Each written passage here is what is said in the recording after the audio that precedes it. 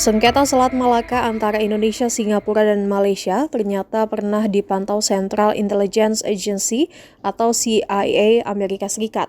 CIA merupakan badan intelijen luar negeri pemerintah federal Amerika Serikat yang didirikan pada tahun 1947, bertanggung jawab atas pengumpulan analisis dan penyebaran informasi terkait keamanan internasional serta melakukan operasi rahasia untuk kepentingan nasional Amerika Serikat.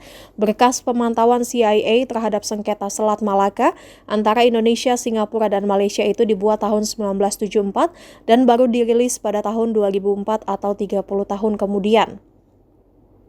Dalam dokumen yang warta kotalife.com unduh dari situs resmi CIA pada Jumat 24 April, menjelaskan sengketa Selat Malaka antara Indonesia, Singapura, dan Malaysia.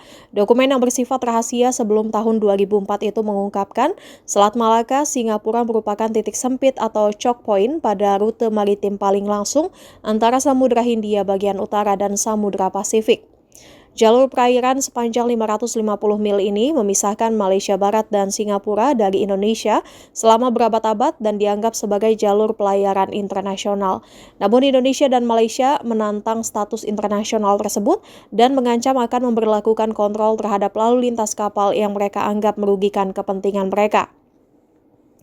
Di dokumen tersebut juga memperlihatkan peran besar Selat Malaka dalam pengaruh Amerika Serikat alias AS dan Uni Soviet di Asia Tenggara atau ASEAN, di mana lalu lintas tersebut mencakup kapal perang Amerika Serikat dan Uni Soviet, serta supertanker yang mengangkut hampir 80% kebutuhan minyak mentah Jepang dari Timur Tengah.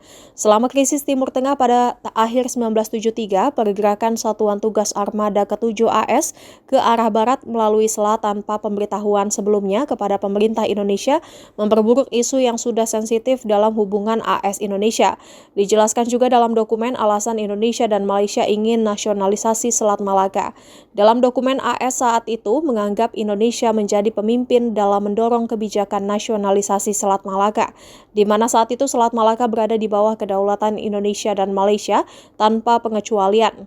Namun demikian, nasionalisasi Selat Malaka ditolak mentah-mentah oleh Singapura, sebab ekonomi Singapura bergantung pada arus bebas kapal melalui jalur tersebut. Singapura berpendapat bahwa selat adalah jalur internasional dan semua kapal memiliki hak untuk transit bebas. Diketahui Selat Malaka yang dimiliki oleh Indonesia, Malaysia, dan Singapura belakangan ini menjadi sorotan. Posisi strategi Selat Malaka kembali disorot setelah Menteri Keuangan RI Purbaya Yudi Sadewa menyampaikan ide penerapan tarif di selat yang menghubungkan Samudra Hindia dengan Samudra Pasifik itu.